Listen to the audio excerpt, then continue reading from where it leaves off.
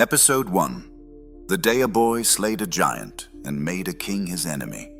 Based on 1 Samuel 17.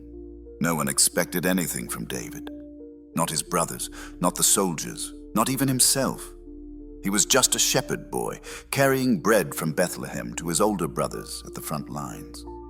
But when he stepped into the Israelite camp, everything changed. The air was tight with fear. Veteran soldiers sat in silence, armor dusted and dull. No swords drawn, no battle cries, just waiting. Then came the voice, "Send me a man!" It roared across the valley, deep, guttural, inhuman. And then, laughter, cold, mocking. David stepped forward and saw him. Goliath of Gath, 9 feet tall, bronze armor that looked welded to his skin. A spear like a tree, and a shield so large another man had to carry it. "They call him the Shadow," a soldier whispered. "Too big to fight, too loud to forget." Another muttered, "They say he has brothers, giants like him." David's hands clenched. He turned to Eliab, his eldest brother. "Why is no one doing anything?" Eliab scoffed.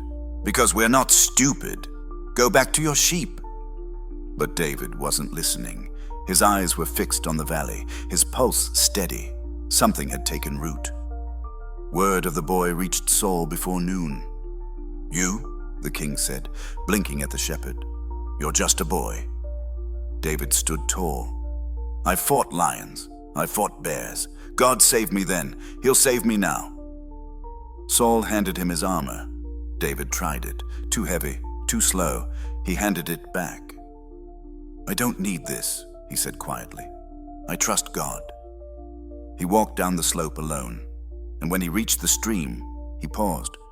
The water was cold and fast. David knelt and searched beneath the surface. One by one, he pulled out 5 smooth stones. Not because he thought he'd need all 5, but because he came prepared to finish what God started. The camp watched as he stepped into the valley. Goliath squinted, then laughed. "Am I a dog, that you come at me with sticks?" David didn't blink. "You come with sword and spear," he said, "but I come in the name of the Lord of hosts, the God of Israel, whom you have defied. Today the Lord will deliver you into my hands. I will strike you down and cut off your head, and the world will know Israel's God saves not with sword or spear, but by his power alone." Goliath raised his weapon. David ran. The sling spun. The stone flew. A crack. Goliath staggered, and then fell, face first into the dust. The earth shook. The Israelites erupted in stunned victory. David walked forward, lifted the giant's own sword, and with both hands cut off his head. The cheers rose like thunder, but David didn't smile. He looked up.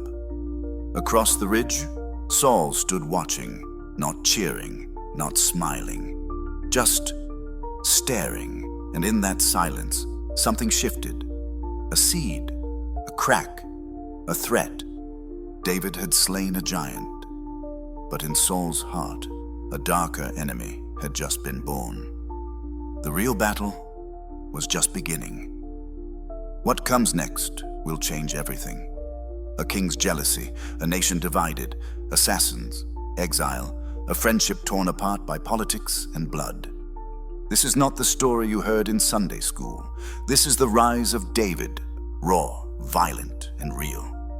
And every step he takes brings him closer to the throne and further from peace.